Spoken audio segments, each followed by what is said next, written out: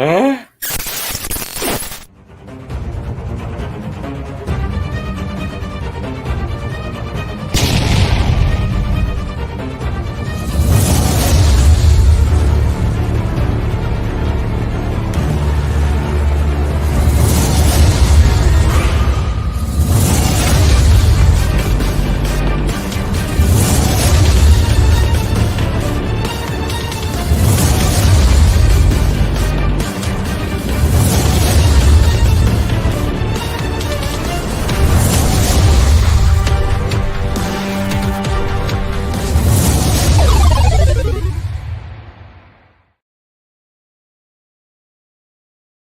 It is first contact day. Oh my goodness, so much good times.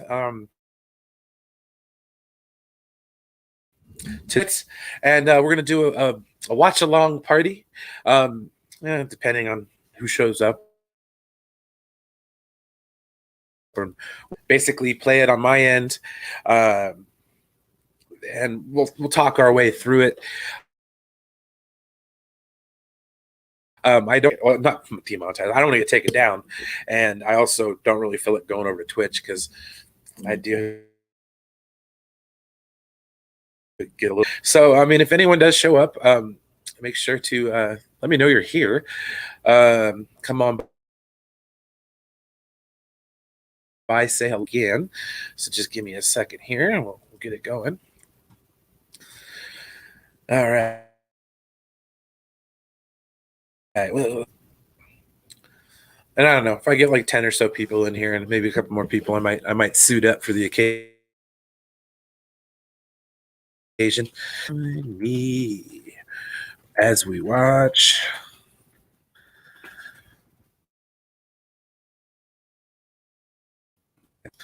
Star Trek First Contact.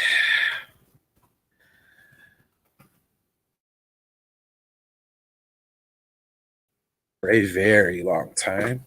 A little bit of backstory. Uh, let's see here. Movies in me. I must have saw a ton of movies that year in the theaters because I moved not too far from.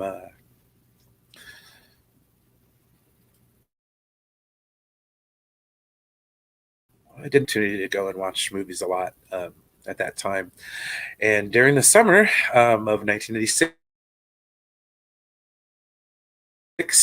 Coming up during that time was Independence Day, and I went and saw Independence Day, and when I almost burst when I saw the trailer for Star Trek First Contact. Uh, I loved that a film roll of it from the theater itself. Looks like I'm going all wonky, but I don't know. Back to the backstory for my love of First Contact. At the time, hugely involved. Deep Space Nine. It was season 4, and it was when Worf came over to Deep for the crew of Deep Space show a kick in the pants that it kind of deserved, needed a little bit, and it was really good to see Worf back involved during that time. Got the film. I have a poster. This one isn't the original poster that I had. The one that I had because one of my mom's students worked for a movie theater at the time. That's how I got the trailer, and I got the other one. I also JPEG file, or not JPEG file, like an MPEG file of that trailer. So I watched it when it finally came out. God dang, dude, this looks terrible. Like trailer got like nothing. All right, Xbox. Let's like close down some tabs here. Got like too much going on. But anyways, um, So I mean, yeah, as far as the movie goes, it's kind of dated as far as like modern movies are today. It was one of the last films that really used some miniatures, but it also was one of the first to start employing some of those, computer generated effects. ILM did the movie, and it was right before they did. It was in the time where they started working on stuff for the Phantom Menace. So it was like it was kind of like on the cusp of old school meets new school kind of stuff as far as like special effects were concerned. So I mean that part of the movie was really good. I definitely enjoyed it. Let's see, saw it the day after it came out in the theaters, and then the next day, which was a Sunday, I went back, and I told the story last night on Poindexter Lounge. I'll tell it real quick here. If anyone does join me, then like I said, just let me know you're here. But if not, like I said, we're just gonna roll on through.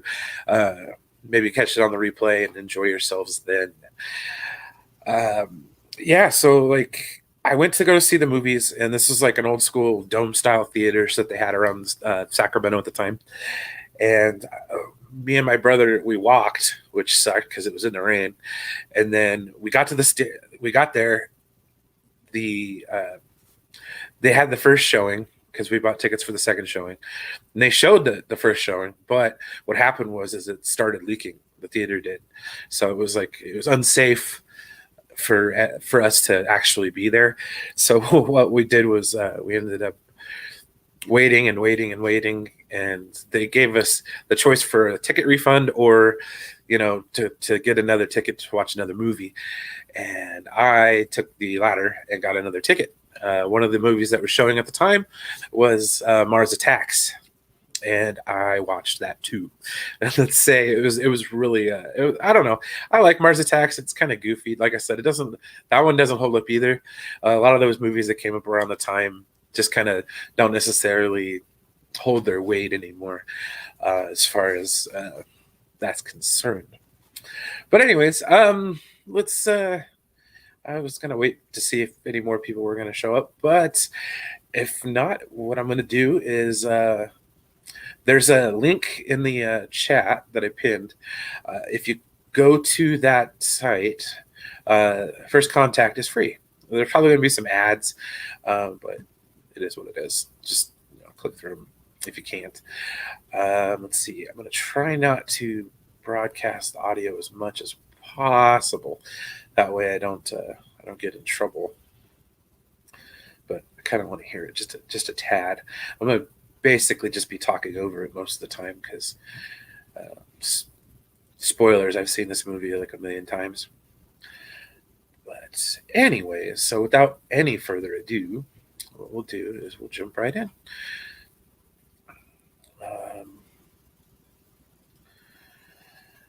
So let's see. Every time I click over the site's weird. It just like starts auto playing the damn video. I'm like, no, stop. Just no. Oh, okay, fine. We'll roll with it. We'll roll with it. All right, let's see here.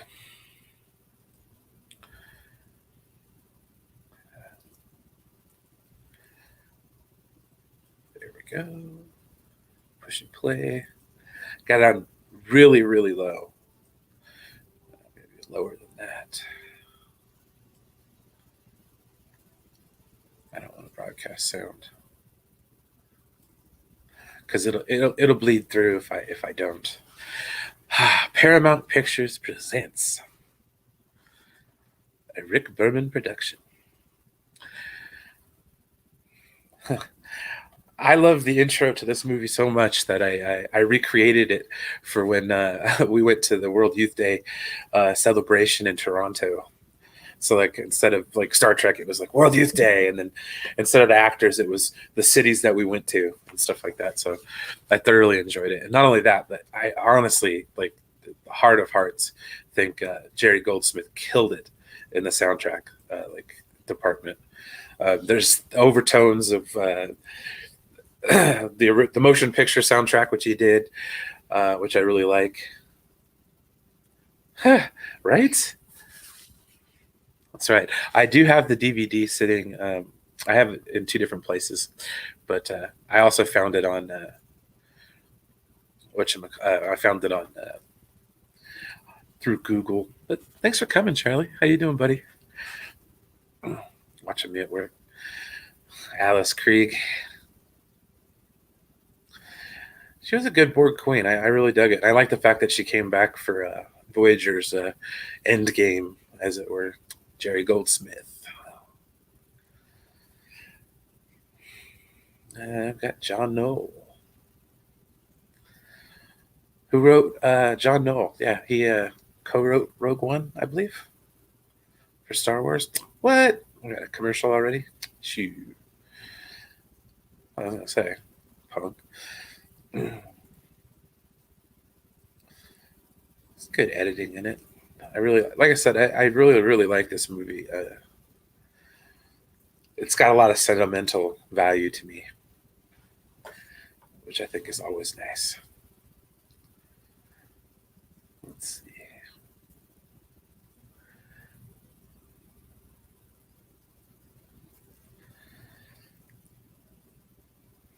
Yep. Produced by Rick Berman.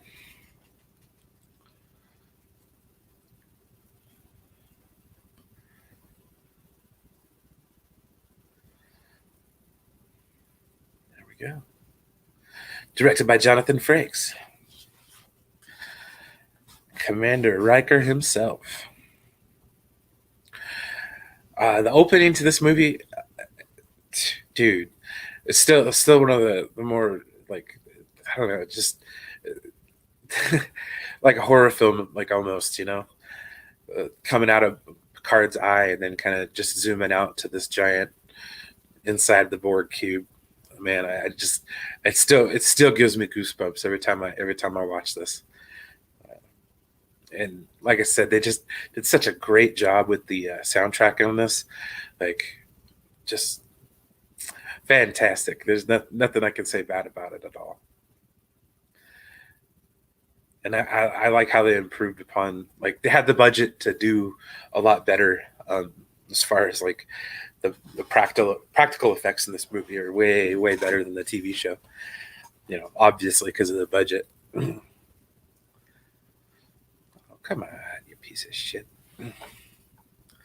Oh, screwed Drew a bit in the eye. Oh, yeah, no. And then you get your Picard just chilling. And I will say, I really dug the Picard show too. I can't wait for season 2 of that. And then,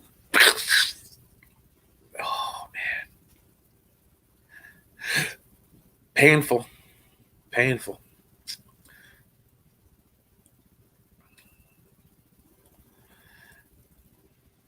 God, 47 Alpha Tango.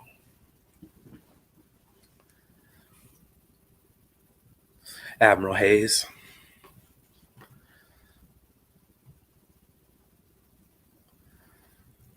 Yes, I know. The Borg. Oh, man, there she is. The most beautiful starship in all of Star Trek. The Enterprise E. Sovereign class. What a beaut. Oh my goodness. I love it. I love it. Like I said, this doing a watch along party. If I were to actually do a watch party, I would do it over on Twitch. But yeah, I don't necessarily want to do Twitch. Multitude of reasons.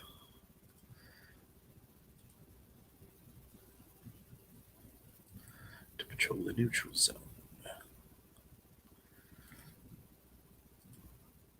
Oh man, I love the uniforms that they got in this. From this point on, they carried him on in the movies, and then they brought him into Deep Space Nine, and some bits in Voyager. But like, I love it, and then I love the fact that they gave Geordi some expression by giving him the contact lenses instead of having him wear the visor, which it's an upgrade definitely. But I just like the look of this movie. It's so much like I don't know. To me, it's perfect. Like Generations was kind of weird and orange as far as the lighting was concerned, and it was just weird because they just took the Next Generation sets and then you know re-looked them. That's the best way to put it. But yeah, oh man, the Berlioz orchestra, Picard getting hyped.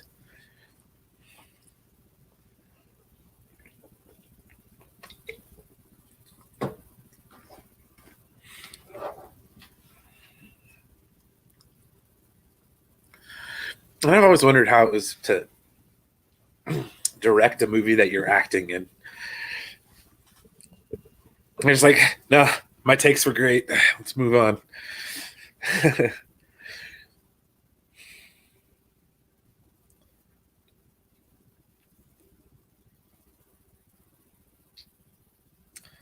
Man, it's some BS. You'd think they'd be down for that, but as they show later on, that a little foreshadowing here. I think that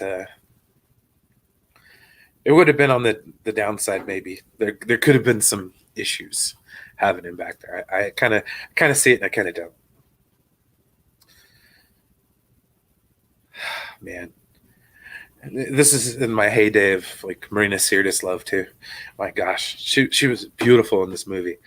Like I don't know, best way to put it. Still like Marina Sirtis, even though she capped on baseball, which is my favorite sport.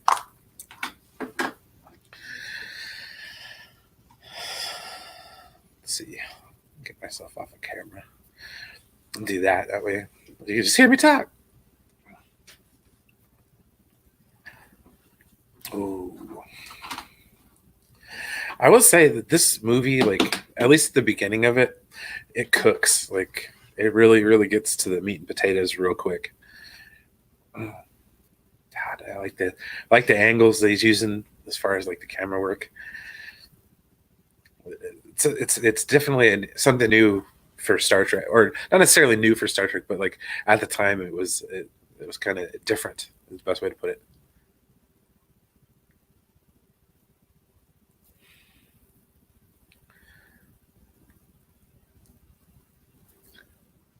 I don't know why Data's uniform looks all weird.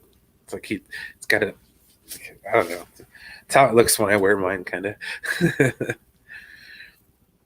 A direct violation of our orders, man. Oh, there's Lieutenant Hawk. He was in the Marine and a couple other things. To hell with our orders. You tell him, Data. That's why this movie got a PG-13. Got to watch those H bombs. Yeah, let's go get some. God, dude, the ship looks so amazing. Like, oh God, mm.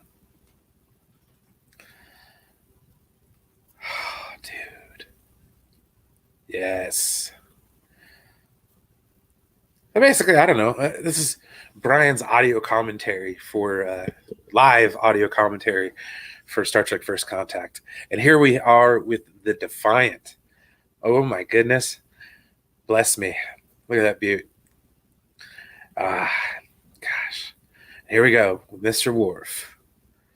Although I thought it would be kind of cool if they'd add like a Deep Space Nine character besides Mr. Worf, but I understand. I understand. You got to get Michael Dorn in the movie because it's Next Generation. So,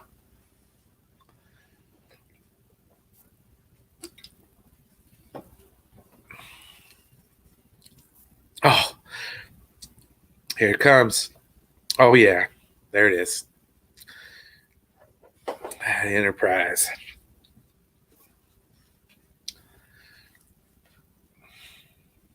Beam them aboard.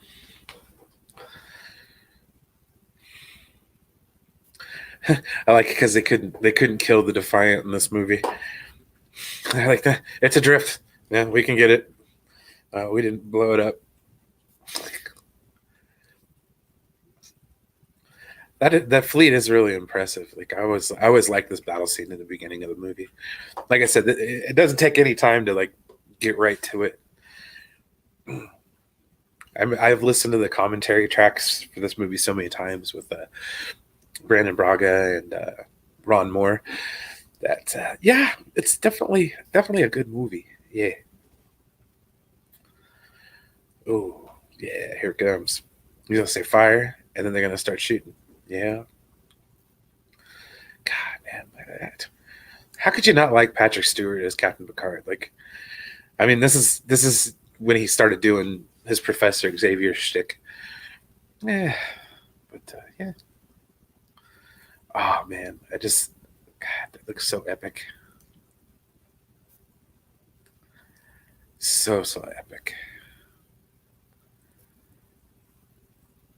And then the sphere comes out around the same time.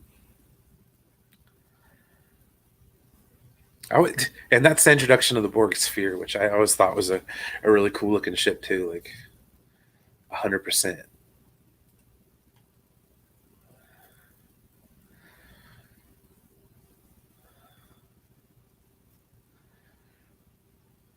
Oh, here he comes, Mr. Worf. Welcome. And then you still remember how to fire phasers joke. I always thought that got a good laugh out of me in the theaters. How dare you insult the name of the Defiant? One of the best ships in the fleet. God darn it.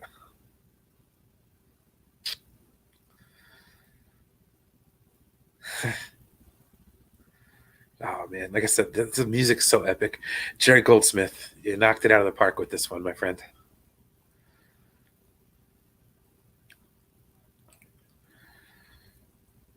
And it's kind of nice to go back and watch one of these movies. I mean, it's been a hot minute.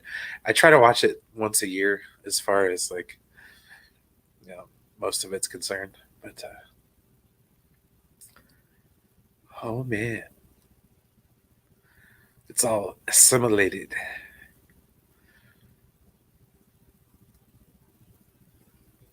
9 billion, all Borg. Man,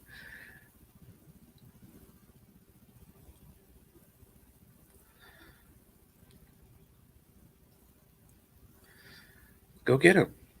Kick some ass.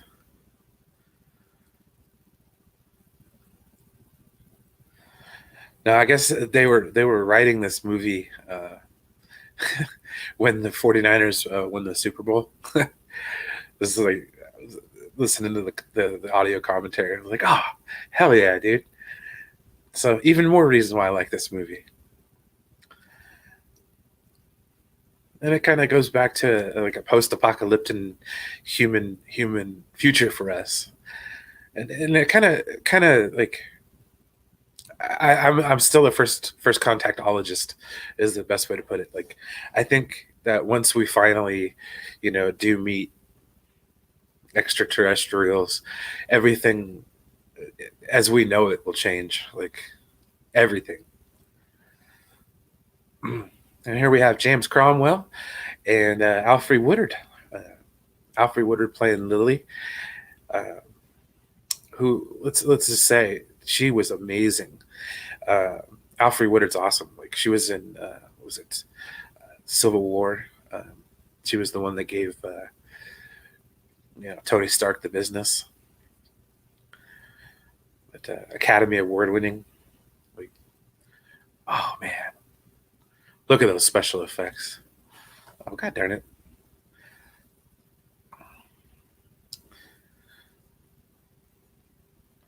But, yeah, no, I feel like we have to go through the fire to get to the future. I guess the best way to put it, and that's World War III.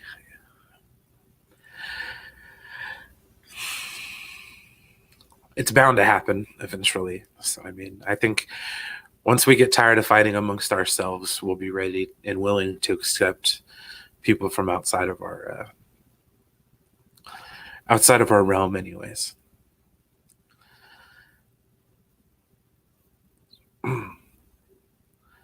And here comes the Enterprise to save the day.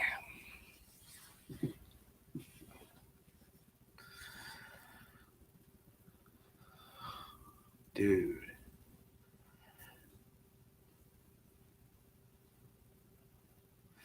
Captain. Quantum. See, I was like that. I was like that. The blue ones.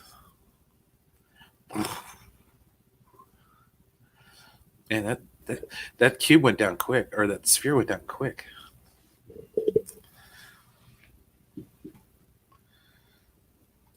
Mustard.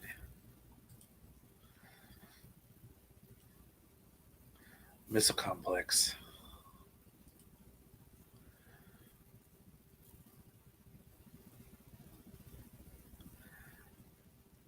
$2,063.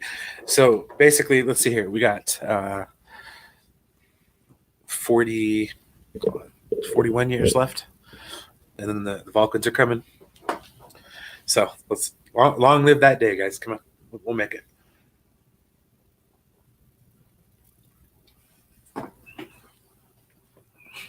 Let's just say I'll be really disappointed if they don't.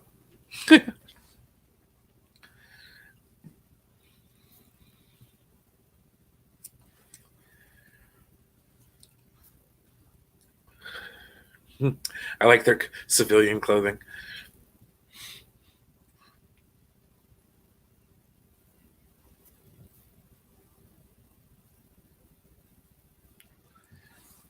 They don't mess around. They get to Earth quick.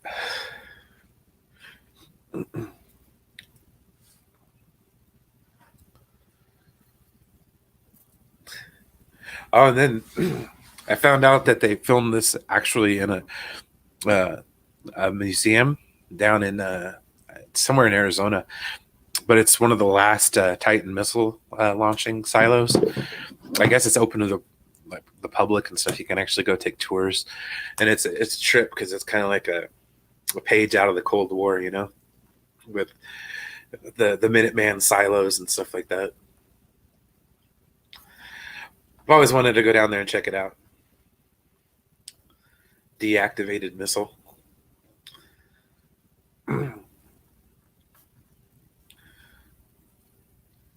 I think what they did was they just put a cone over the top of the actual Titan that was in there. Doesn't seem very smart. She's getting ready to fire on him.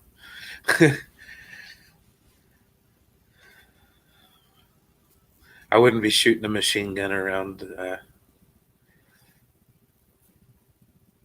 anything like that.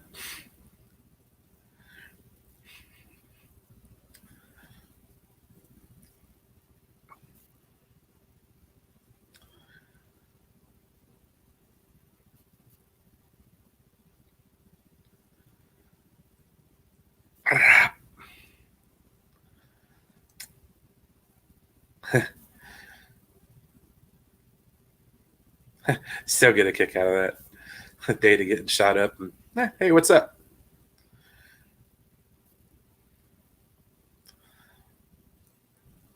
Radiation poisoning.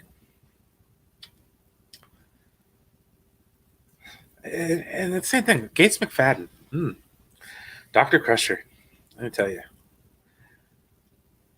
I always enjoyed. I like what she does with her hair in this movie. Just gonna say. And then they get ready to get the story kicking, man. So they got to find Zephyrin Cochrane. Cool story. I actually met James Cromwell. I was so starstruck when I saw him that I couldn't say anything. So I shook his hand like one of the Vulcans, and I was just like, "Oh my god, dude, that was so cool." Yeah, that hand made first contact. So my hand made contact with that first contact hand. Think about it. Love the engineering room in this one for the Sovereign class. Kind of reminiscent of the Defiance engineering room, to be honest. I'm wondering if they probably repurposed the set, as it were. Man, I've always wanted to see like these rockets and stuff. Maybe one day go to the Smithsonian and actually check out like the LAM and stuff like that. The Lunar Excursion Module.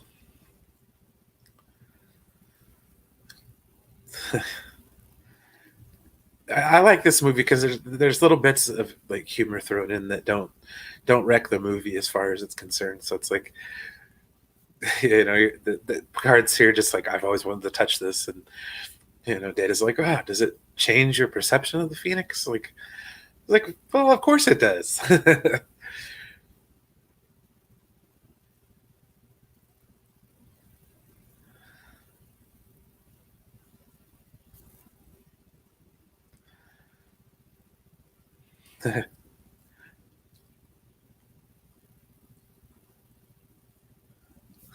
And then Data, it's like, yeah, it's kind of messed up, but all right. And I like Troy's line here. Where it's like, would you three like to be alone?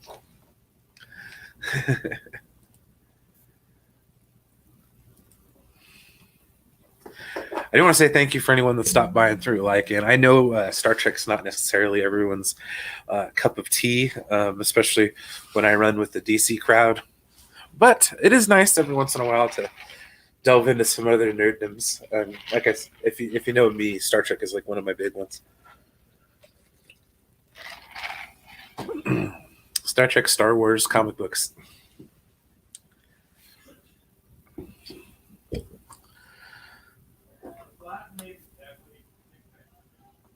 But yeah, man, I like the Jeffries tubes. A lot rounder than the other ones. So yeah, there we go. Lieutenant Porter, you're done, bro. You're done. And I kind of like how the Borg, they do the assimilation in this one, where they have the tubules coming out of the hand, and it gets them like a vampire. This movie's got like that zombie movie feel almost. It's kind of how Lily says it eventually later, but you get that whole, like like a zombie movie feel to it. Definitely, it's hot in there. Yeah, here it comes. Ah, man, I still love what they do with the music. One of the first things I did when I was in eighth grade when this movie came out is I broke my arm. Okay, right when this movie had come out, like not in the theaters, but it got out of theaters. Man, I was trying to scramble to get everything I could. I must have rented this movie a million times, million and one times. They had the ad for Star Trek: The Experience in Vegas. Yeah, it was such a I don't know. Like I said, I still it's this is all about nostalgia for me. God, and there's Voyager's sick bay, just lit differently. Nurse Ogawa. Oh, oh man, I love the bridge of the E too. Like it's ultra sexy. But yeah, you tell him, dude.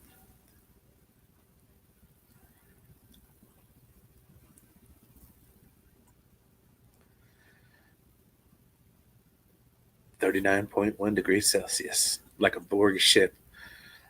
That's why everybody's sweating.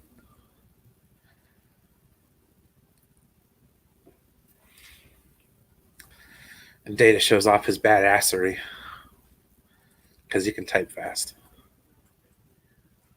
really fast. Sure, I'm still going. Heck yeah! Look at that.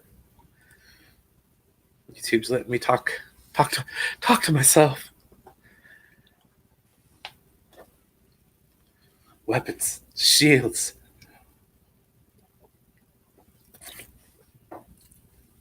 and his hands start flying over the console as he starts locking the computer out, system by system.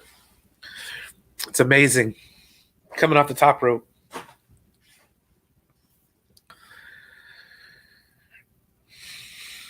Except 16.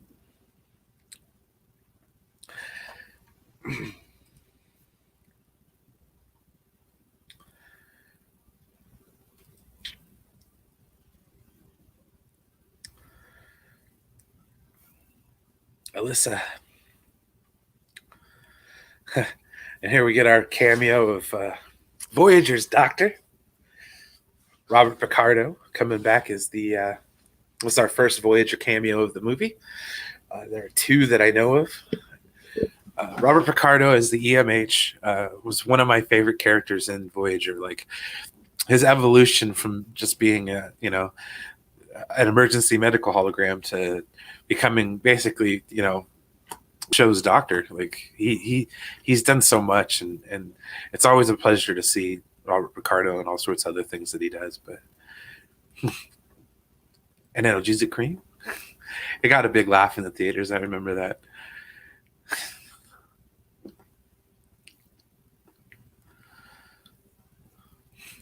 See, I just don't understand, why isn't anybody actually watching this 21st century chick that's with them? Like they let Lily go. And the phaser rifles, man. See, like I said, I mark out over this movie because it's so cool. And I remember because I had it was like the 7-inch action figures that they came out with. I had five of the 7 main crew members. I was missing a couple, but I remember having them all. I still think I have one of the little posters that they came with the toys, but God, that was a long time ago. 25 years. Holy shnikes. Except, dude, I don't know. Their plan here, it's like I watched the Red Letter Media where they kind of just rip these movies apart. I get it. But to a certain point, you got to just kind of let yourself be absorbed into the movie. Yeah, load up. I like that vest he's got too. Cisco rocks it pretty good in DS9. And here we go, like some actual like music from. We got Roy Orbison's "Ooby Dooby." This is actually one of the funnier scenes in the movie where Troy basically tries to gain the trust of Zefram Cochrane and ends up getting hammered. And Riker's trying to like, hey, Deanna, what's up? And then he calls her out for being drunk, which I find funny. Unplugs the jukebox, pisses the man off. James Cromwell's been a couple other characters in Next Generation, Deep Space Nine, and he also came back in Enterprise, reprising the role of Zefram Cochrane as well when they launched the warp ship. So I think that's awesome. And they basically made it to where the speech, the space final frontier, it's part of it's what Zefram Cochrane said.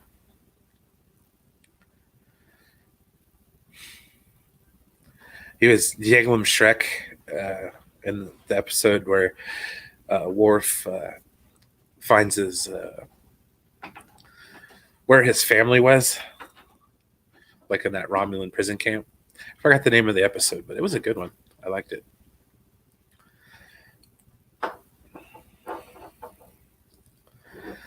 This is no time to argue about time. We don't have the time. Good old drunk Deanna. That's this classic. I really like Jonathan Frakes in this movie, man. Like, out of the Next Generation characters, like I love Commander Riker, and then the fact that he still embraces Star Trek and still like is active with the fandom, and still actually doing Star Trek. Like he was in Lower Decks, Picard. So I mean, it's really cool. Same thing with Marina Sirtis. Seeing her back as Troy and Picard was really cool too. It was touching, that whole episode. I've heard people talk bad about it, but for me, I thought it was cool, and it sounds plausible. And I mean, like I could see Riker retiring in a mountain house and kind of just cooking for himself. I mean, I don't know. It all makes sense. So, to those that hated on it, gotta love the dancing. Gotta love the dancing.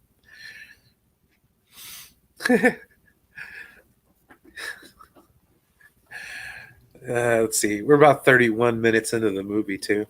Just so if anyone's watching along in the playback, just let you know where we're at. And I do thank you for stopping by and leaving likes. I do appreciate it. Uh, Hear me rambling about one of my favorite movies on one of the dates that the movie set up being First Contact Day. So, Bozeman, Montana. Gotta love it. Gotta love it.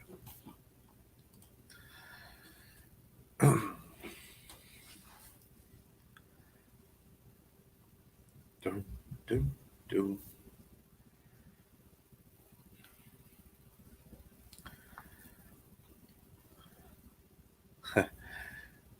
I always like the love the soundtrack, and this is one of the better action parts of the movie too, where they try to retake engineering.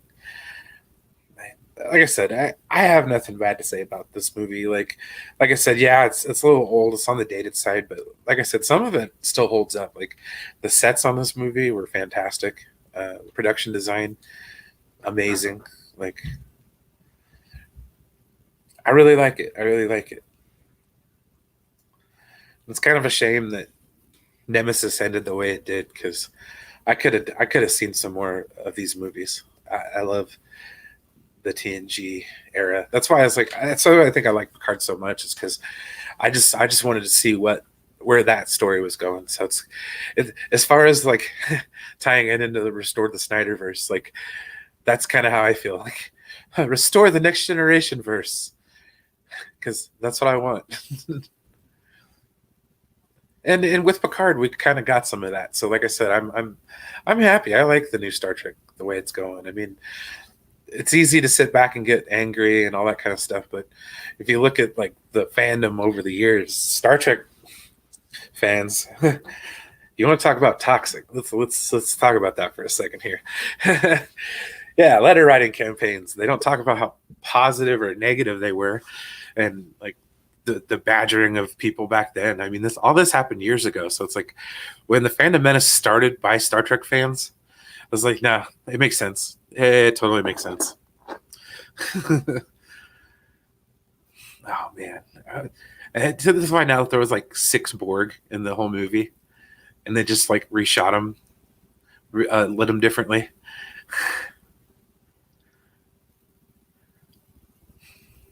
The crazy stuff you learn, like watching the two writers talk about it. I've also they also have the director's commentary with Frakes and Marina Sirtis comes along and talks too. That one, I mean, to me, yeah, it's a little bit goofier, but it's not as informative as the Braga and Moore one. Damn. See, they let him get to engineering so easily.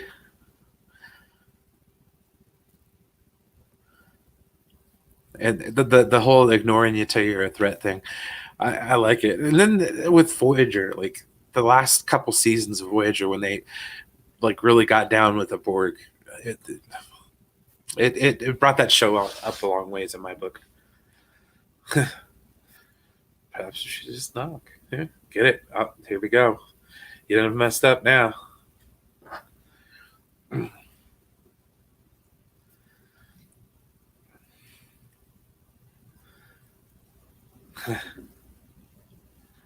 Ready phasers. Get some, dude. Like I said, I've seen this movie so many times. I know all the words. I thought about watching it muted, like if I had other people come join me. I'm just afraid that the sound will bleed over and they'll take me down. But I don't care, man. This is my Star Trek. I love it.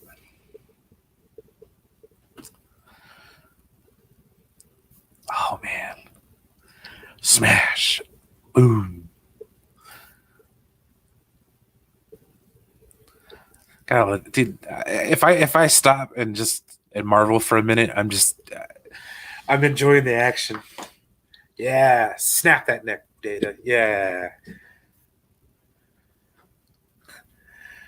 this is where you first get to see him stick the tubules into someone's neck and kind of inject them with the nanoprobes. And it's even more so, like I said, like they expand the lore of the Borg so much more in Voyager too, with 7 and 9 and all that good action. So it's like seeing that brought back in Picard was such a fantastic thing.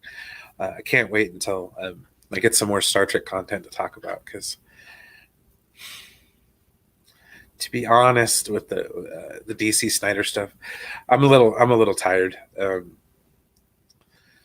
Just because I don't know, I feel like the studio is really going to crap on everyone's hopes and dreams. They wouldn't be the first studio to do that, and they certainly won't be the last. But for me, it's like canceling your favorite TV show, and they just don't care. Man, yeah, you tell him, Picard, shoot him right in the chest, right in the chest.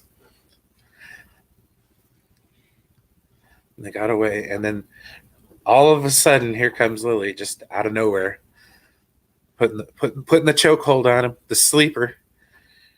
Oh man, I had the young adult reader novel of this movie when it came out, and the lines here are a lot different.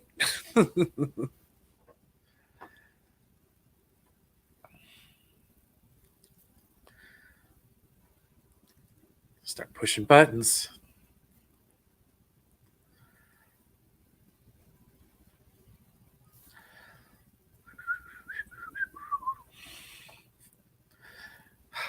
And then I've always wanted to get one of those little reflector lightningy thingies. It's behind Data's head right here. Like I always thought those looked cool. Little alcove things.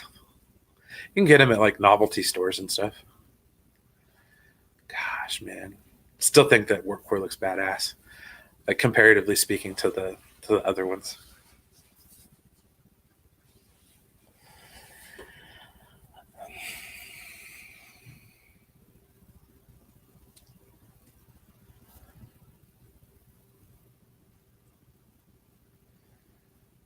Access denied.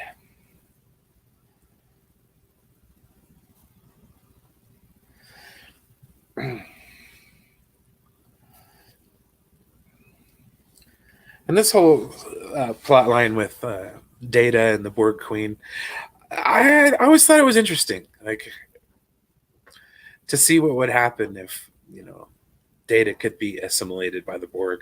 Like I think, and how they go about doing it, I think is really interesting as well. Alice Krieg, dude, she's so awesome. She was in Thor 2 for a hot minute. That's obviously fake. This is always this scene here is one of my favorite little ones, where they're trying to convince Cochrane that hey, you're actually a really important dude, and you need to take this flight, man. But they break the temporal prime directive. So the ones that watched Deep Space Nine and the temporal police, yeah, they never really did anything to Picard. Oh, hey, Cylon, what's up? No worries, dude. It is quite all right, my friend. Yeah, no, I'm just I'm watching along. So basically, it'll be like more like an audio commentary. So if you watch this on replay and then just kind of play along, then we can all have a little good time. But I always like the telescope, and you could see the Enterprise flying in space. You're all astronauts on some kind of Star Trek.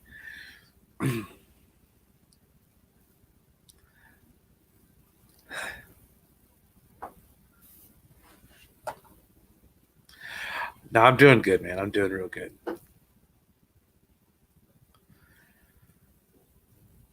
Should be back to work by the end of the month. I got getting my old job. Oh yeah, dude, so many great lines in this movie. Like that's half of what I've been doing is just spouting the lines off in this movie. About 41 minutes in. Man, Marina Sirtis.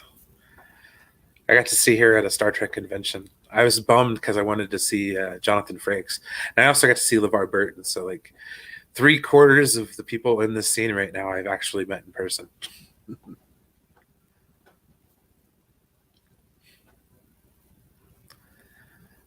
I wholeheartedly believe this is what's going to happen. Like when we get to make first contact with another race, I mean, I think, or another alien, species, dude, everything's going to change. Like it makes no sense to fight amongst ourselves when there's an entire galaxy out there that could potentially be more harmful. And on a side note, I like how they with Enterprise, how they started the Terran Empire with the redoing the first contact scene. So instead of like shaking the hand and giving the Vulcan salute, as it were, he pulls out a gun and shoots him. So it's like, oh, okay, yeah, yeah, yeah, dude, right? I'm not telling you. Like, if I ever have a kid, I'm naming him Zephyr Cochran Hill. That's how it's going down. Like, definitely, he is my spirit animal as well. Well, you gotta love James Cromwell. I mean, after this, I think he did The General's Daughter. He's been in a bunch of little movies. Like, I've always liked him in everything, especially the multitude of aliens he's played. And then how everybody's like lining up and like they're all half Borgified. So it's like the injection only does so much, but then the rest of it's got to be like, put together like Locutus. There's a lot of like body horror in this stuff, like that eyeball. Oh man. So this is kind of a bit of a departure from like your typical Star Trek movie, which I thoroughly enjoy. And I've said it before and I'll say it again.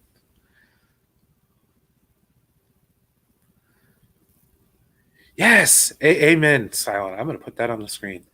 Yes, I totally agree. Like humanity has a crisis of purpose, and I think yes, because it's like once we figure out that we're not how insignificant humanity really is, like I think things will change like completely.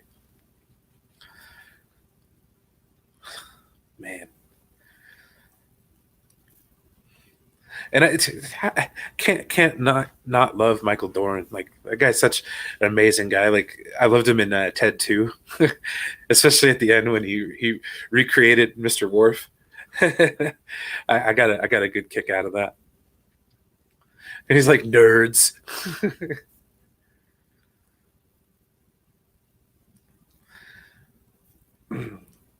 Not.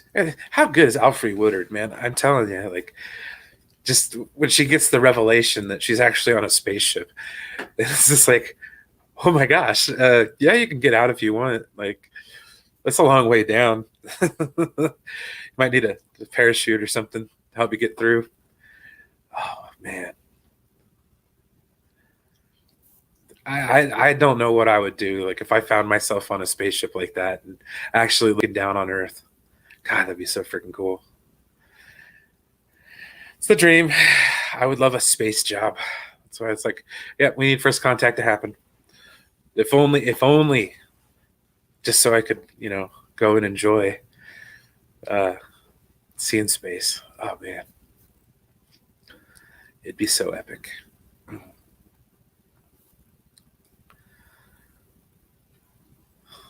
Lily. Eh.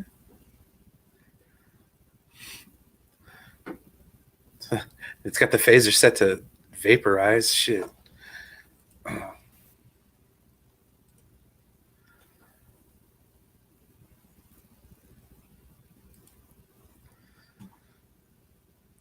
Would have vaporized him. It's not a ray gun, it's a phaser. Ah,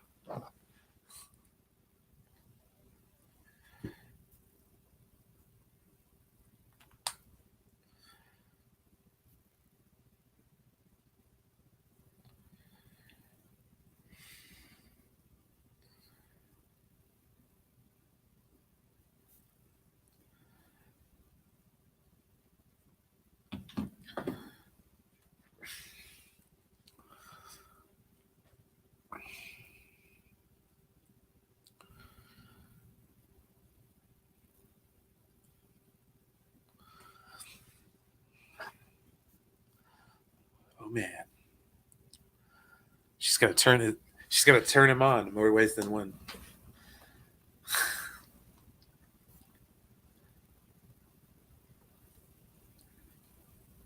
Like I said, I like how they grafted skin on to Data, to simulate him. They already hacked into his emotion chip. So like, and the special effects of how they got, the queen's head to go into the body in 1996, man. I mean, yeah, I get it. It's so much better, but like I said, that actually holds up. It doesn't look goofy.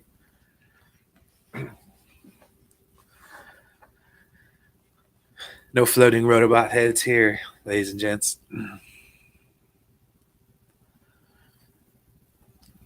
I don't know. The concept of the queen was kind of weird, but when they started describing him more as a hive mind and like bees, bringing the concept of a queen makes a lot more sense. Dude, the ILM did the special effects, and this is right when they were doing their training and stuff for doing the Phantom Menace. So it's like right around the same time. The Phantom Menace. So a lot of the early CG work. This is like one of the last ones to employ models and CG. So it was like right around that magical time of the late '90s where a lot of the a lot of the stuff was starting to change.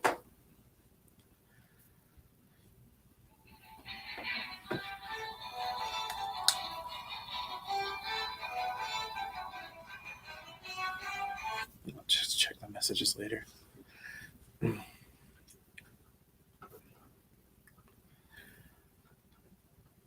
Uh-oh.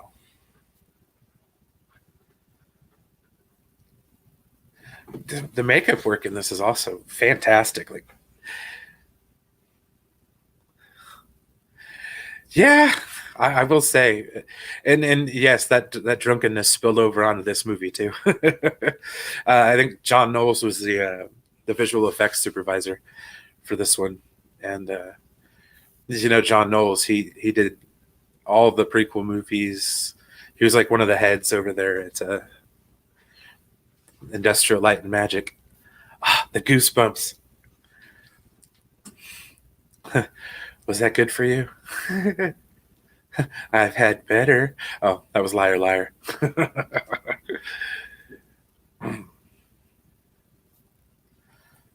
She knows. She knows. I kind of like the conversation that Picard and Lily have when he's kind of telling her about what's going on in the future, and like,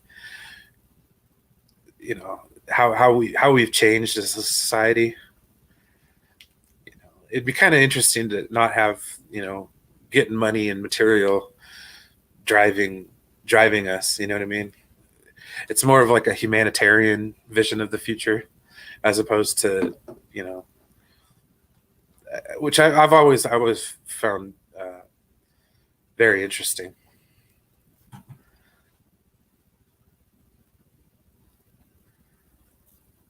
Oh, what? Heck yeah, dude! A 3D artist and a programmer.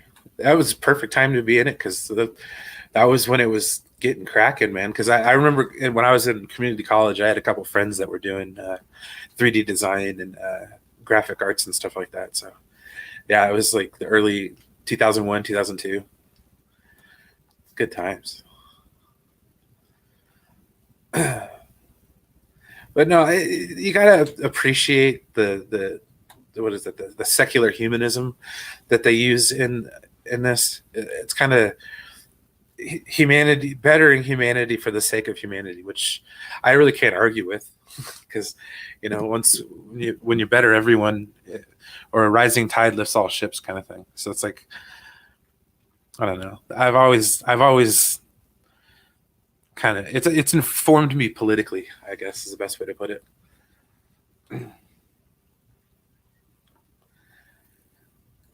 Because Star Trek was my friend. Damn. dude, I like how they took this production design and moved it over to Voyager too. It really brought it up. But if you look carefully, you can recognize all the Borg that are in here, um, in Voyager, because they just reused them. Oh, and we're about ready to have Voyager cameo number 2, as they go into the holodeck and set up the last goodbye for Dixon Hill, which I loved the Dixon Hill a couple episodes they had in the Next Generation, which were awesome. But here we go. The maitre d' of the restaurant. Oh, there's Brandon Braga too over there in the corner. Yeah, the doctor shows up when the Borg are coming in, and this is Ethan Phillips, played Neelix with no makeup. It's very interesting to see, and the rest of the writers and stuff like that. When it comes across, I believe Braga is in it again. There's a little minor cameo. Ron Moore was going to be there, but he ended up not. But this party is comprised mostly of, or a lot of the crew. I love the holodeck scene in this movie. Well, I like it because they used the set for the sick bay in Voyager. They just relit it.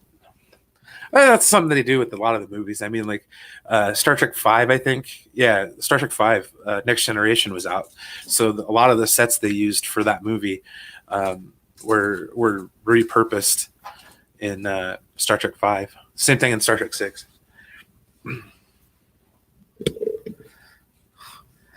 Never a good time, is it, Dix? See, okay, this is what I don't understand. They have replicators and all that kind of stuff. He goes to the holodeck to make a Tommy gun. Why in the heck don't they just replicate guns? Or would the Borg actually adapt to those too? I think that's the thing. They would adapt to the bullets, and it'd be like that little, force field type thing.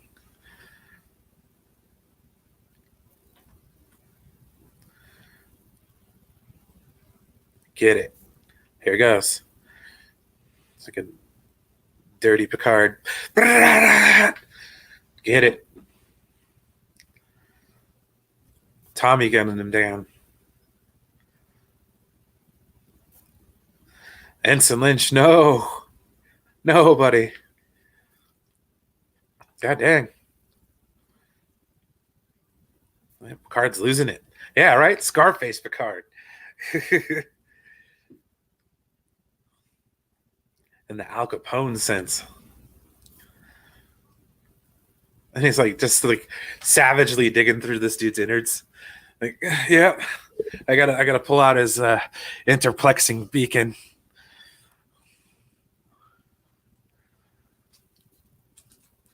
Oh, his neural processor. They're building an interplexing beacon. Come on, Brian. Get your references down. And you see the communicator badge, and he's just like, yeah, I know who this is. Man, Picard is cold.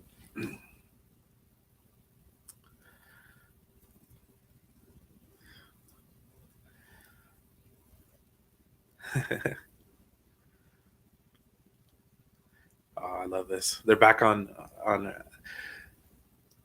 Earth, and Barclay's chasing him down, chasing Cochrane down, trying to show him something. Got dude, Dwight Schultz, yeah, face from the A-Team. Oh, the funny thing, the Captain Ahab chasing the whale. when he gets mad and like turns around and smashes his ships, that no that he makes is the same as when the Razor Crest blows up and Enosh loses it.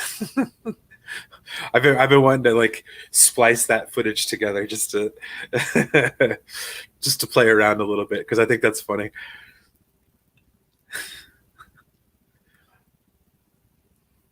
He's over there smiling at him. Can't talk. It's like, yeah, this guy's the hero of warp drive, and he's can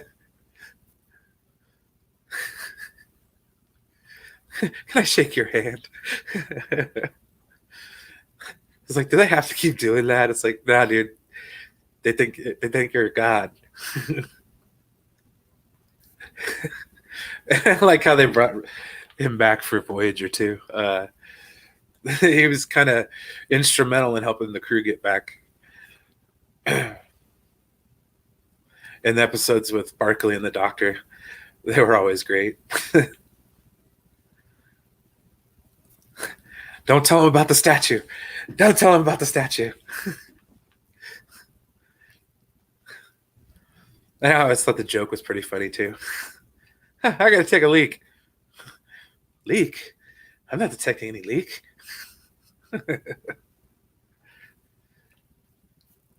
Uh-oh. Don't do it, Jordy. Don't mark out.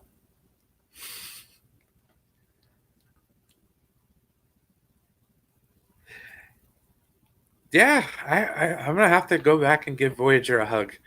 It's been a while, man.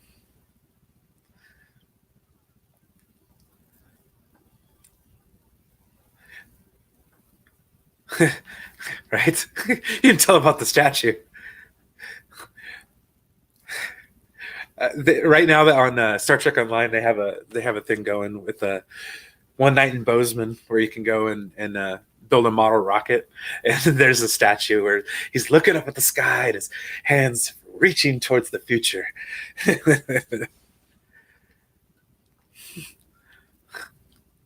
A leak.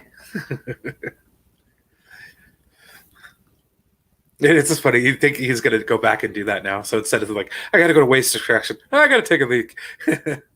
Picking up the parlance of the 21st century.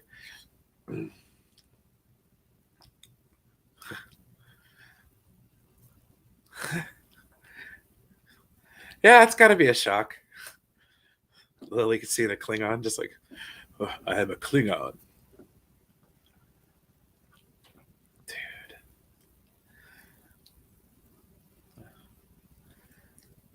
And then they call this scene coming up, uh, not a waste. I beg to differ. The deflector dish scene is one of my favorite scenes in the whole damn movie.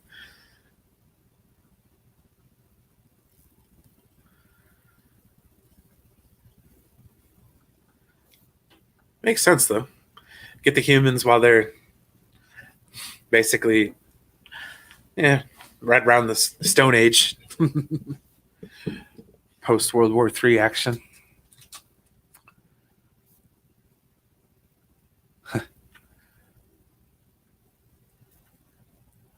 Oh yeah, the Jerry Goldsmith knocks it out of the park in this movie with the music. Like the main theme, love it. Uh, how he throws the motion picture theme / Next Generation theme into it. A little bit of the Klingon theme from the motion picture. The Deflector Dish song is one of my favorites on the soundtrack, like hands down, because it just has so much like tension to it. And these EV suits were so cool, comparatively speaking. Like if you go back to the original Trek where they had their EV suits, they were just so bad, and then the ones in the motion picture, they got a little bit better with like rockets and stuff, and these ones here carried over to Voyager and Next Gen. And I want to say they repurposed them from Enterprise too, because that would just make sense. Yes, we are, Cylon. Yes, we are. Oh, here we are. God, I love how they do this from underneath the ship, and they're just like, I'm taking a stroll just outside. Imagine how long it would take. That ship's big. Like, you can totally see like how small they are compared to everything. And it's all upside down because of the gravity.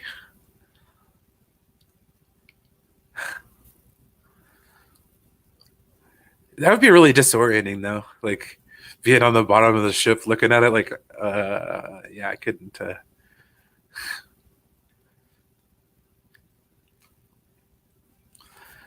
And they got the red shirt, Lieutenant Hawk. Yep.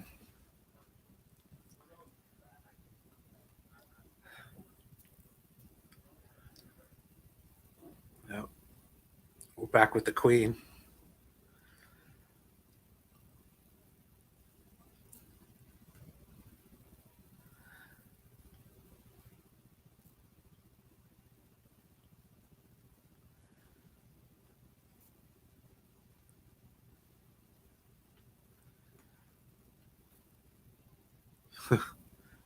Not always, but often.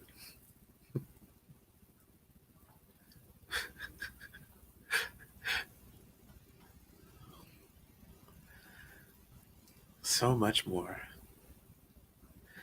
See, it's crazy because the Borg endeavored to be Data, but in order to make Data them, they have to, make him imperfect. It's kind of a weird duology on that one.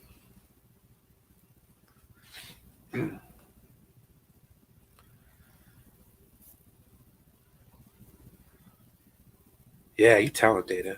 Delusional. Ooh.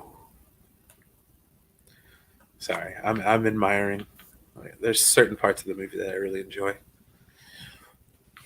No, Data knows they're using him.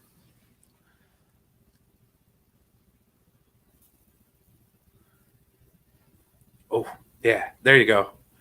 Bust out, choke slam, clothesline, force field. Shit. Forearm rake. Oh, damn it. Sorry, Data. You're crying.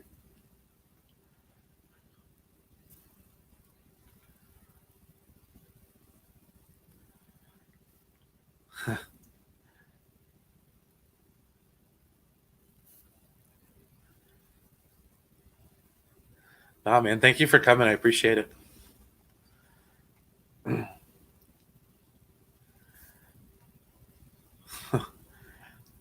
No, he didn't learn how to lie in this one. He knew how to do that from his brother. Okay.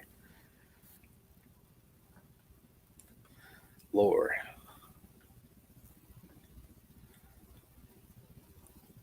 Uh, Now's the time where him and the Borg Queen get it on. Fully functional. Can't rip that skin off.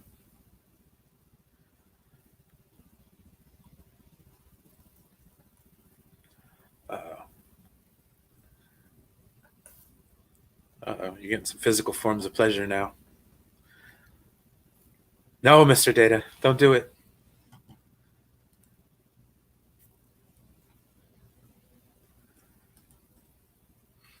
Tasha Yar found that out the hard way. Ooh. Yeah, buddy. Get some.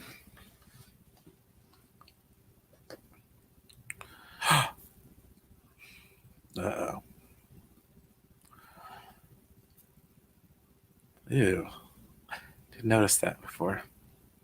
Kind of gross.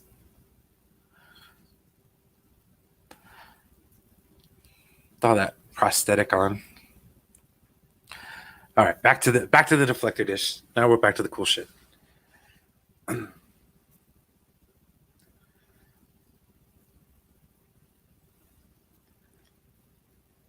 Wow.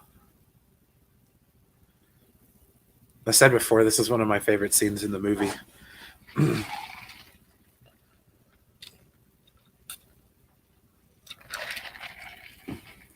Don't hit the dish. It's filled with antiprotons. Blow us all up. Idiot. Oh. Meanwhile, the mountains of Southern California, Montana.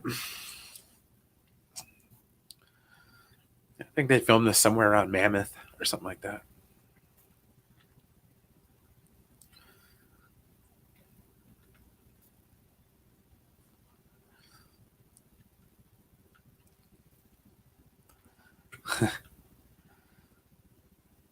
I want to be a statue.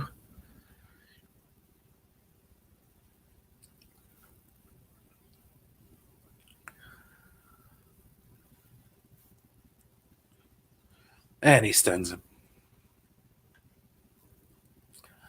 He told him about the statue.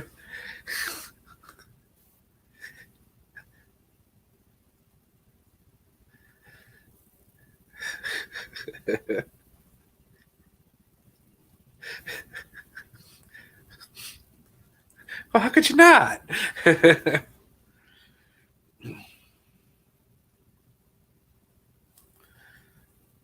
Well, the tension of having to pull up the mag locks. I just thought this was kind of cool. As I said, how could you not like the deflector dish scene? I mean, it's like one of the best parts of the movie.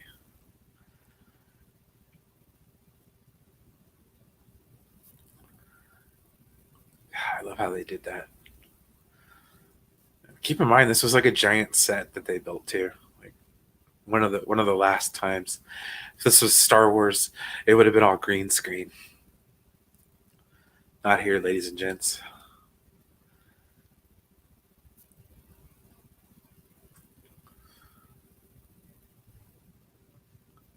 Just like God, man, it's like the slow build.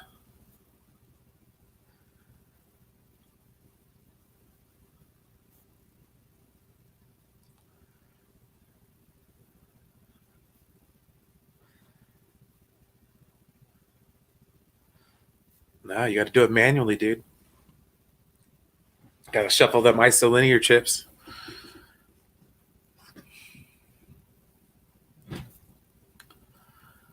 Uh oh, Borg, know what you're doing now. You better either hurry up or fight back.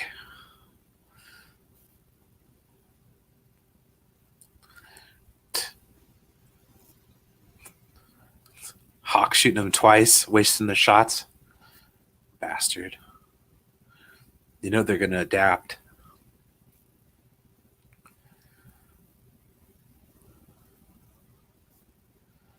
If only it was as easy as the game. Oh man.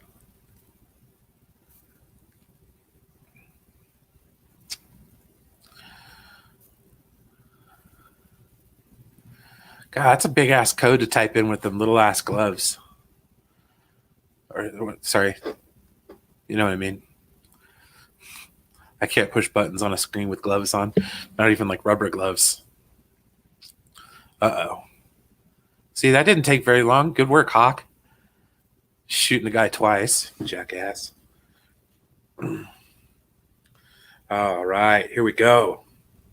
The Worf throwdown.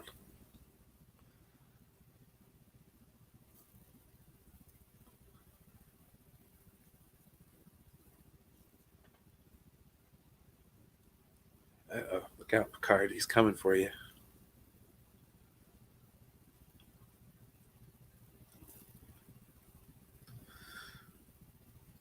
Yeah. Then he goes and shoots the deflector dish, and dude shoots off into space.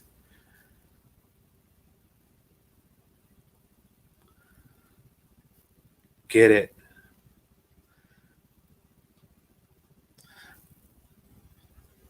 Ah, I like it. Worf cuts the dude's arm off, and the dude gets his on Worf. Oh, man.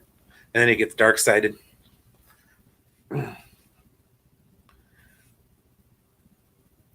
He's venting to atmosphere.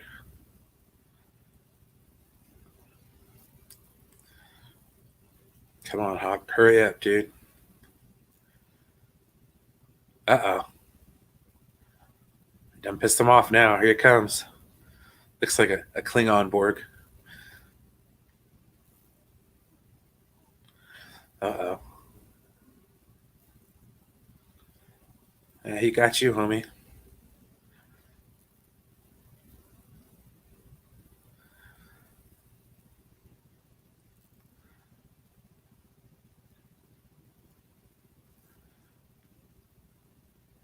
He's got it. Come on.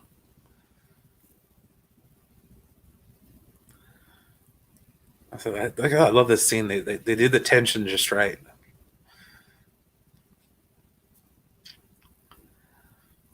As I sit here and mark out on Star Trek First Contact.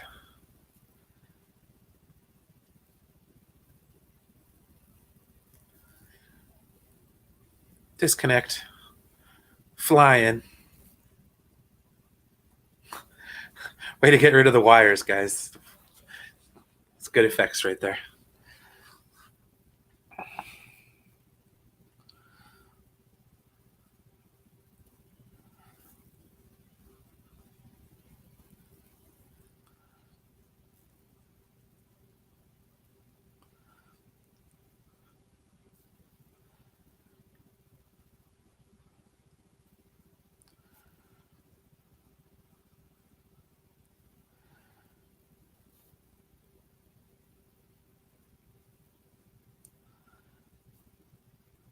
Uh-oh.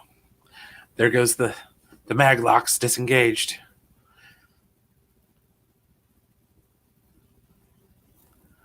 Got that one Borg just kind of hanging on.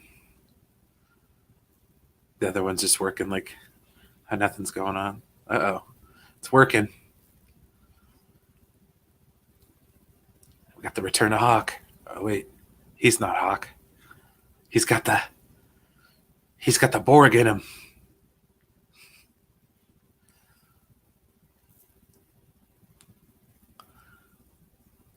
About ready to step on Picard's face mask and he gets his. Way to go, Worf. Tied that Borg's cables onto your leg, man. And then the line of the movie.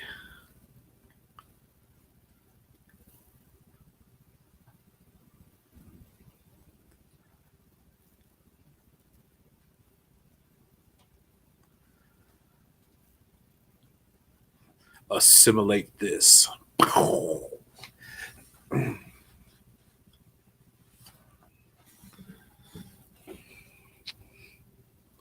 Right? Dude, Worf is a total badass in this scene. I might, for my Worf standalone movie.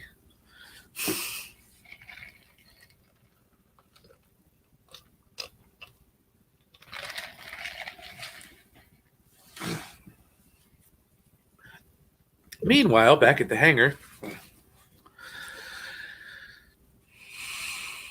doing pre-flight checks with our boy Zefram Cochrane. 5 o'clock, five alarm hangover.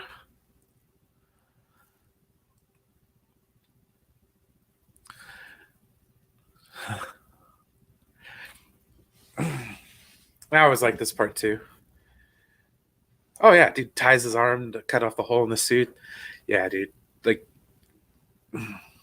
I said, man, the people who hate this movie, man, I was like, man, nah. As far as next gen movies go, this is it. The best.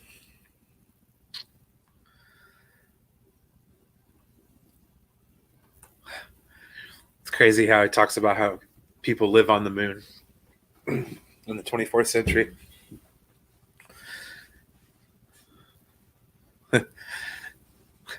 I like this part. He's just like, I want to retire to a beach full of women.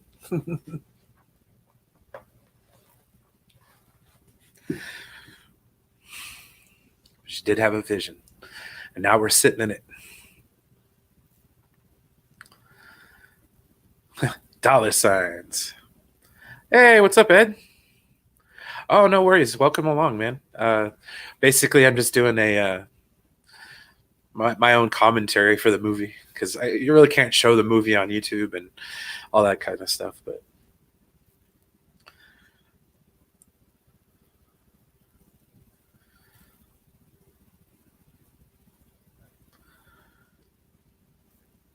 yeah, I agree, man. Like this is right up there with the Star Trek 2, Star Trek 4, like right up there with my favorite Star Treks. But as far as next gen goes, man, I love it.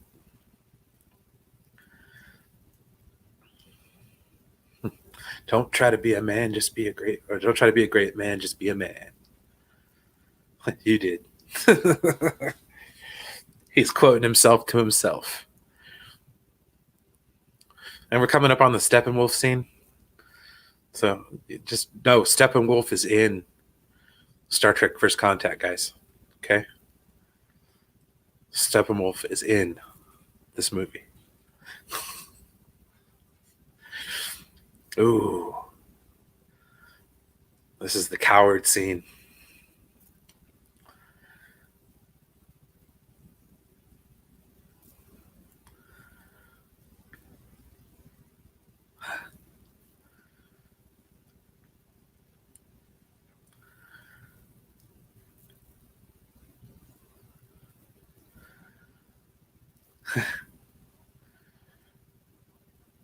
I lost the Enterprise.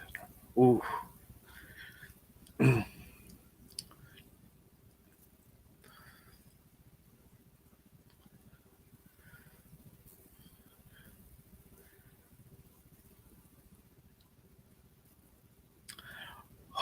You want to run away, you coward.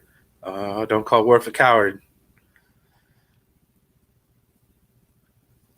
If you were any other man, I would kill you where you stand. Ooh, get some.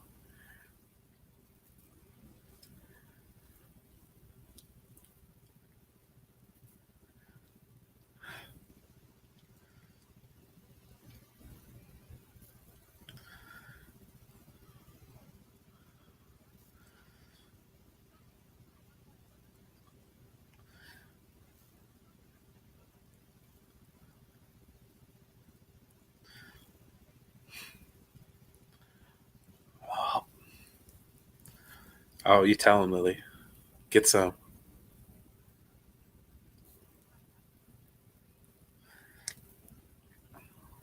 Yeah, sorry I did this early, guys. I was going to do it a little bit later, but everybody tends to stream later, so I figured I'd do it and not interfere with anyone else's stream.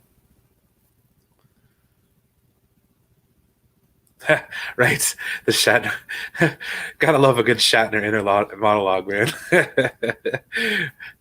I totally agree. He was done dirty in Star Trek Generations, man. Done dirty.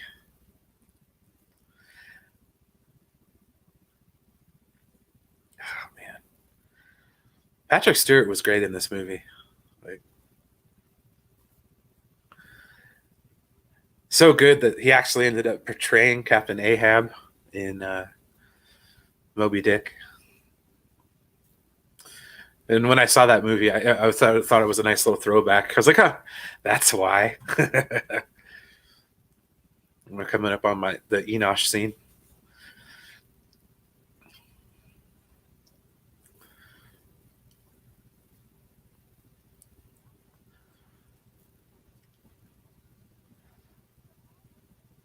That's true. He was. He had a big old smile on his face. I saw it. You're not the first person to get a thrill from murdering someone. Oh, oh, get it.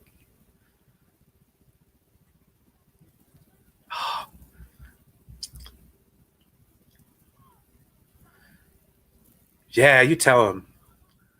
So much better. Hunt his whale. Uh oh, she got him there. Yeah, and I'm sure it's a book he's read many times.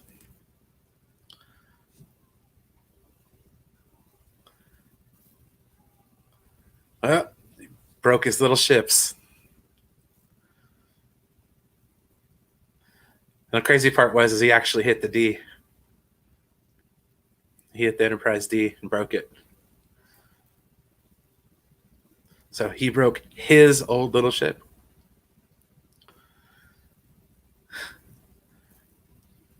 And I love how they repurposed this line in Deep Space Nine with Quark, where the line must be drawn here, this far, and no further.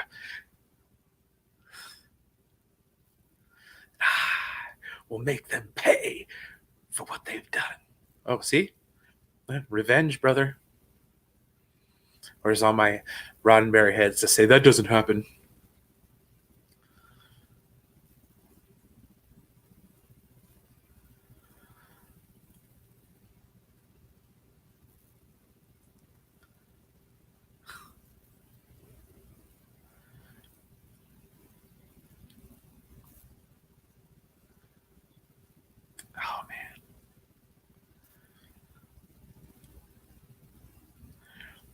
I like it. He gets his like realization and he calms down.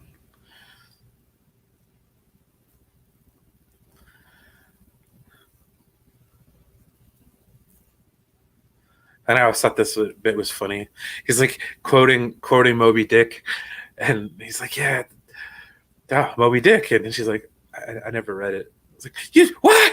Ah!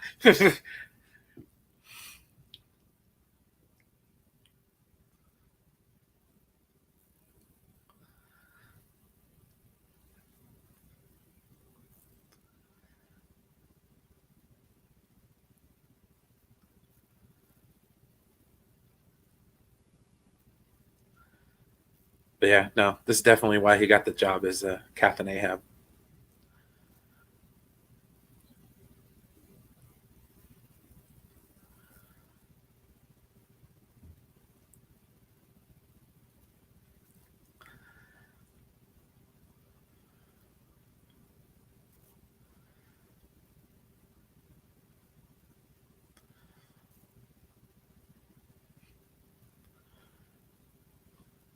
And then just leaves off with the broken glass and the D on the bottom.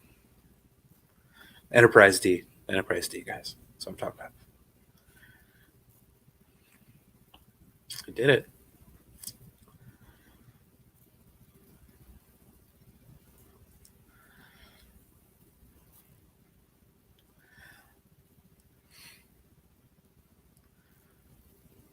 All right. Getting ready to launch the Phoenix.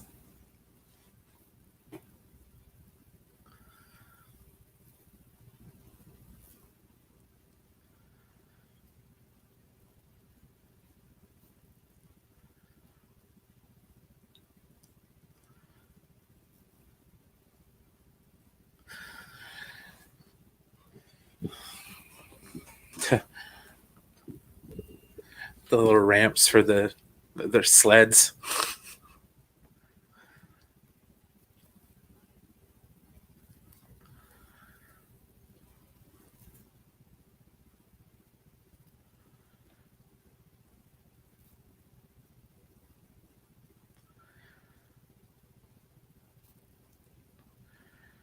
Just imagine if they were stuck back in that time, though. Here they are on their own little island with all the 24th century technology.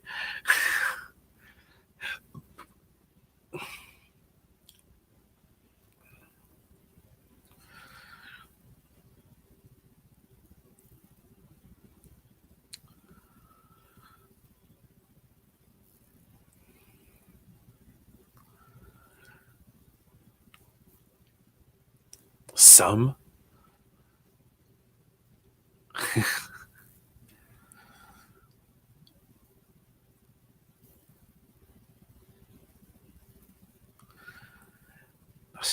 Worf's the man, dude. Like I said, who doesn't like Worf?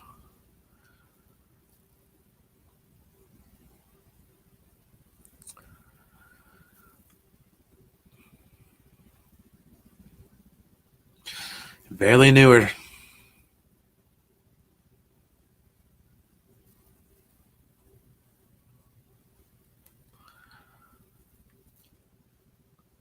I always liked the accents to the stairs and the bridge. Like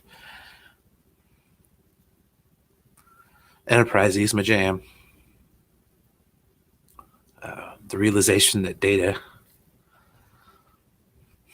flight controller Deanna, had to give her something to do in this movie, I suppose.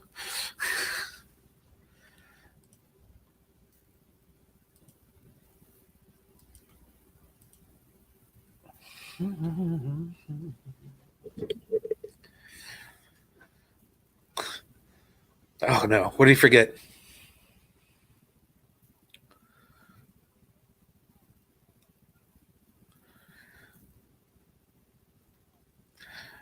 Here comes the Steppenwolf. Are you ready?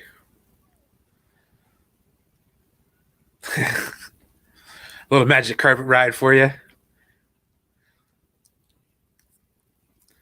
The Ooby Dooby, and this is on the soundtrack. So I've heard Magic Carpet Ride from Steppenwolf way too many times. This is so cool. Just an old US rocket. Man, see,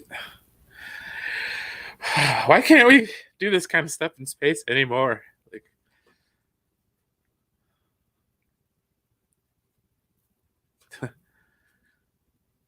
I'd be so scared, like, have something wrong go wrong in that rickety ship. They're all just like shaking their way up to space.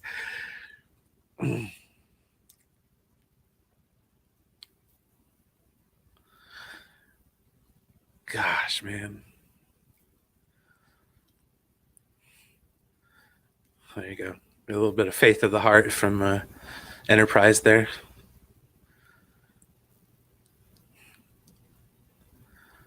It's got the little nacelles that come out the sides. Man, the little Phoenix looks cool. I always liked it.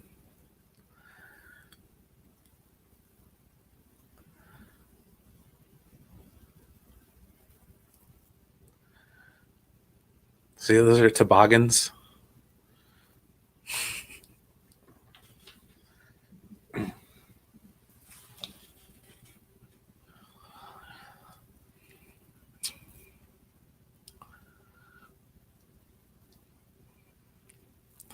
No, he's got to go save Data. Come on now. It's in the script.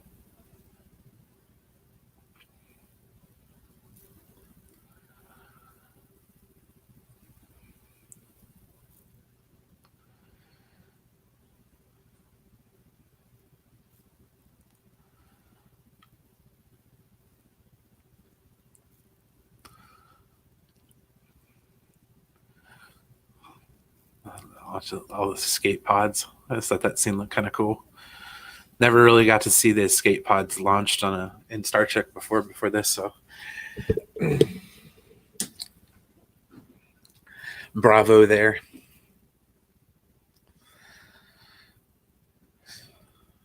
And then Picard just like walks up to engineering.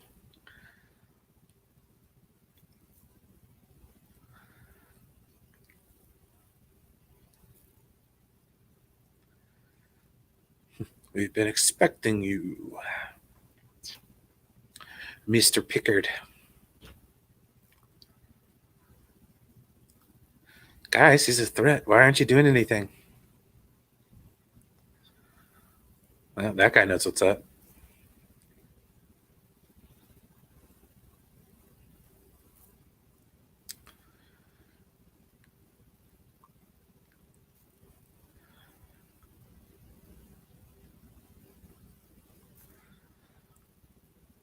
Wow.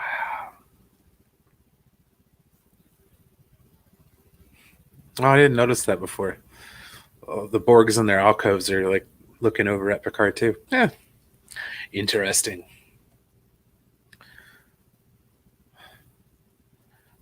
He's reunited.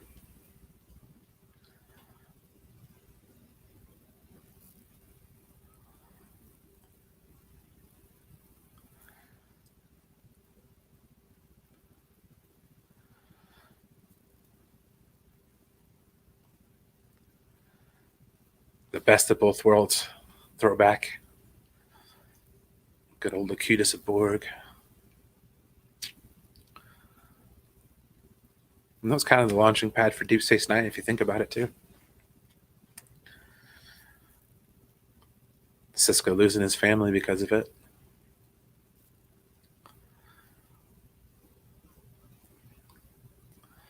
Uh-oh. Now we got cyborg Data. It's on now.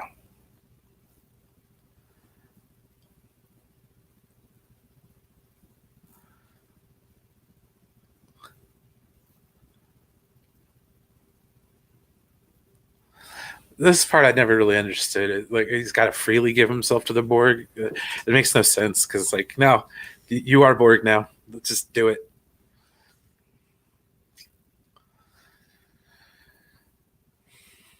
It's basically like portraying the Borg Queen as a thirsty MILF. She just wants to get Picard.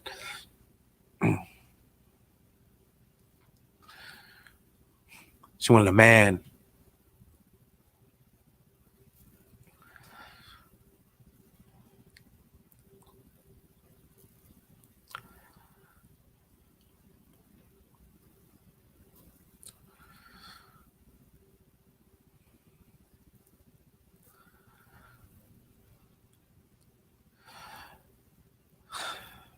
He's gonna offer himself. Yeah, right. Borg life. Hashtag Borg life.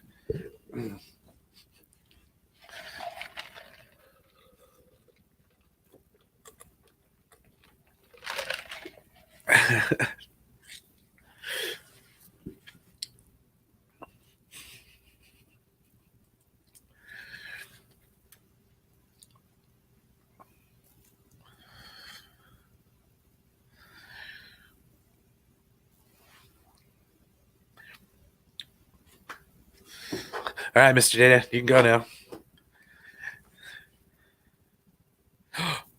Never mind.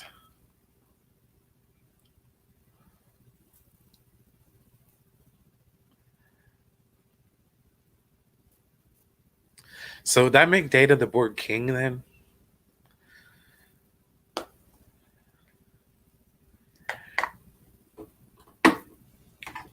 This is further than I've gotten into this movie in a long time.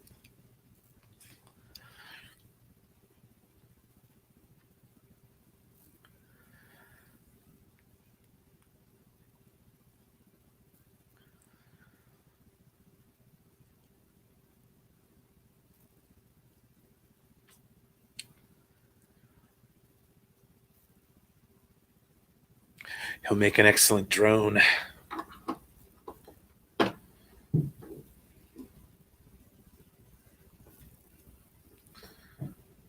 Oh, an ad? What the hell?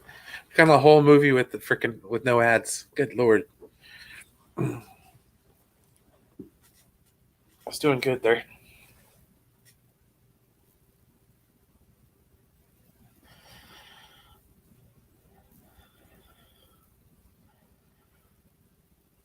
What the fuck is this shit? I love reality. I don't even know. I don't even know. Oh, there we go. Back to the movie.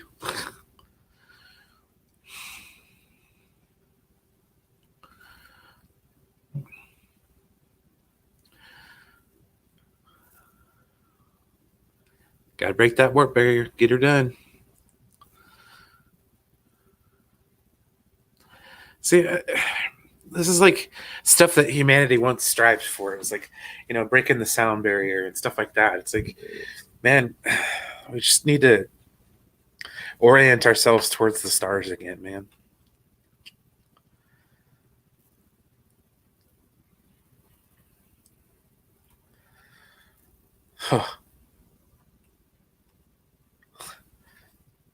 There's the Enterprise. No, they're there to fire on you, and your ship won't stand a chance.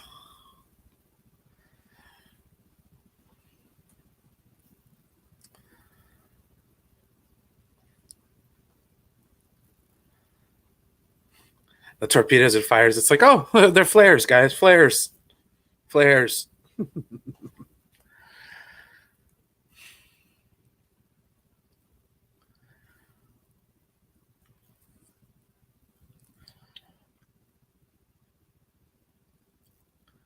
Uh-oh. Your future's end.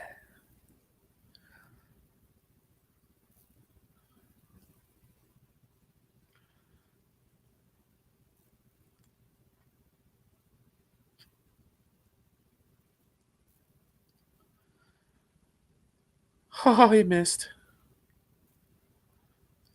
Resistance is futile. He said it. Oh, look at that. Punctures the plasma coolant tanks. Got to get up top now. It is going down. Buff Picard. Look at his ripped, man. Grab those vacuum hoses.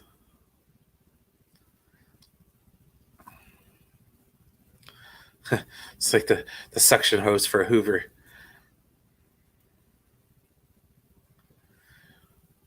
Yeah, warp speed.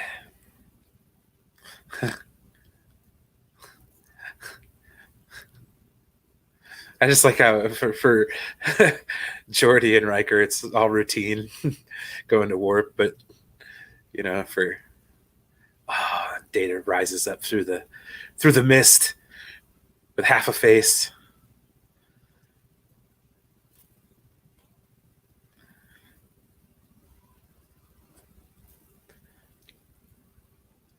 And they fall in.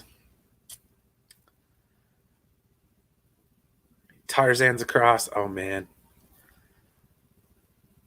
I like that effect when the Borg Queen got like all of her skin fried off of her. And then all the other Borg just kind of crap out.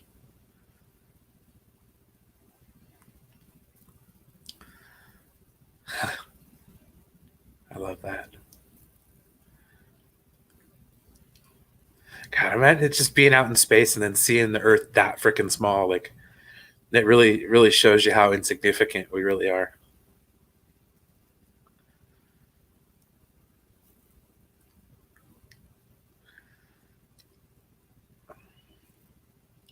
Hit that vent, get rid of all the sauce, and we begin to wrap this movie up.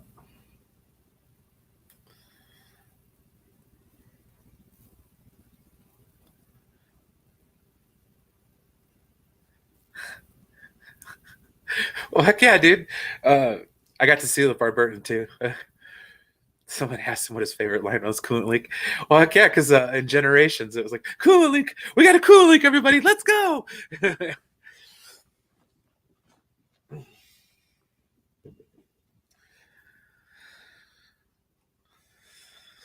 Bet Lorsa and Betor didn't see that coming.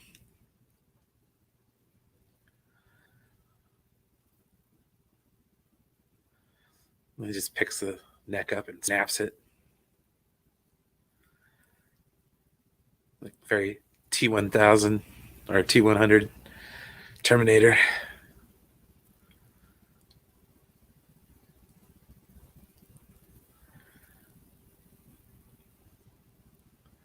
Snap it. Good measure.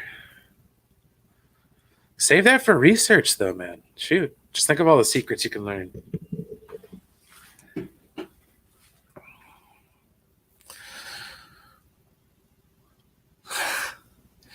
Yeah, you look worse than you feel, I imagine. Well, he was tempted, all right.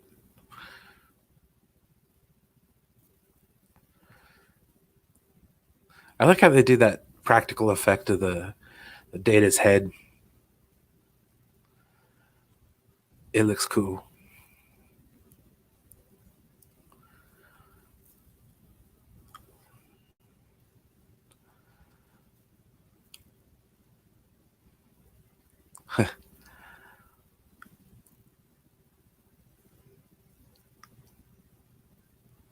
0.68 seconds. That got a laugh in the theater. I remember that one.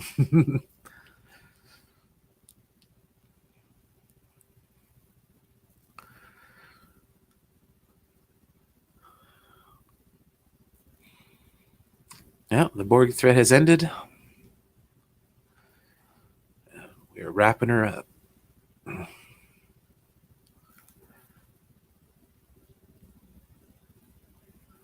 God, just to be there for that. Oh my God, like to actually witness first contact with another species, like it'd be such a trip. And the Vulcan ship.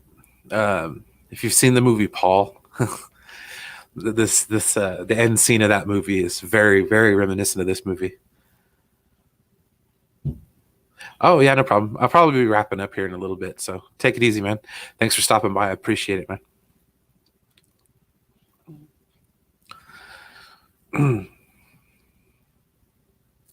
Like I was saying earlier, how Enterprise kind of did the mirror version of this. I just thought that was kind of cool.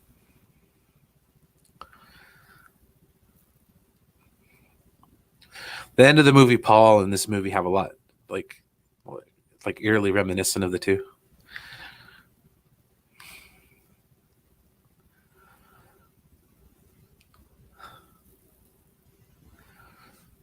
Dude with a robe.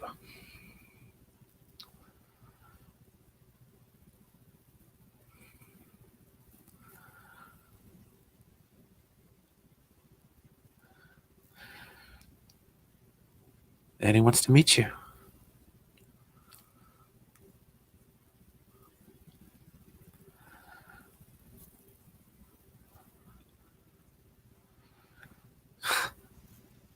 So, oh man, as I said, I love this movie. So, Fooey on those who don't.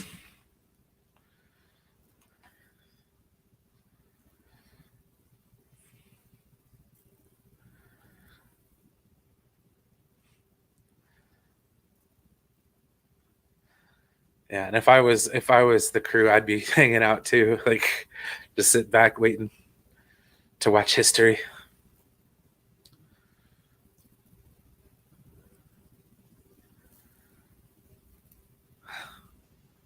There it is. The ears live long and prosper. And then he tries to do it himself, can't, and gives him the good old human greeting.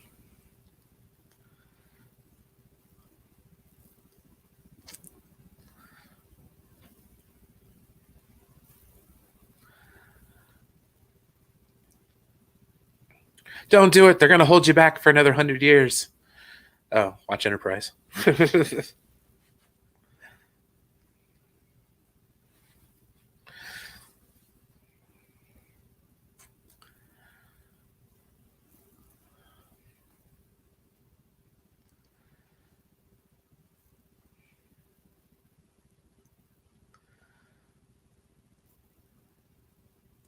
And I like the relationship between Picard and Lily. That was a good one.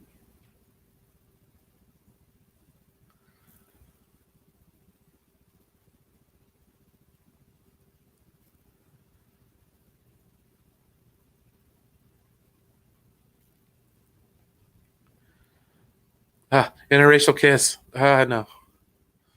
Can't have that now.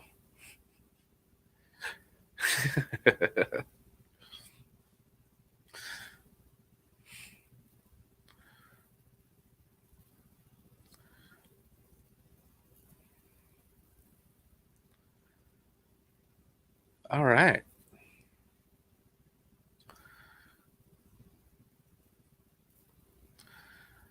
Yeah, at least they hid themselves from the Vulcans, which is nice. Make it home.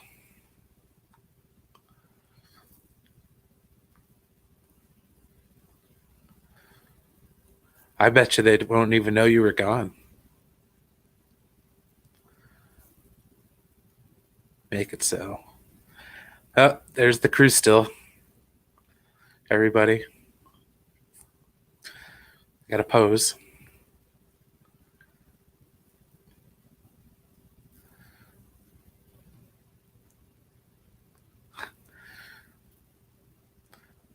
Here, have some of our booze and some of our music. Little Roy Orbison for you. A little bad dancing, brought to you by Zephyr Cochran himself.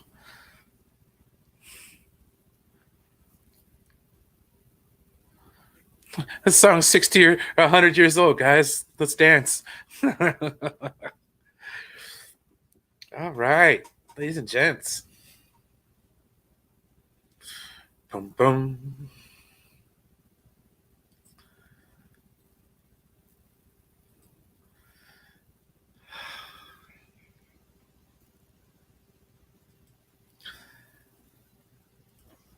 And that, my friends, is Star Trek First Contact. Shit, yeah. That was fun. Thank you for those that stopped by, Mr. Silent Scotty, my brother Charlie, and Ed, for stopping by and making a comment. I'm going to take off now because I got some stuff I need to get done. I'll probably see some of y'all later tonight. But anyways, happy First Contact Day, and hopefully one day it becomes a reality, because it might be what we need to save what's left of humanity. But until then, everyone, thank you for swinging by. take it easy. Make sure to, if you do watch this again, like I said, it's kind of like an audio commentary with the Master of None. So enjoy. That being said, everyone take it easy. Have a good day. Peace. Live long and prosper.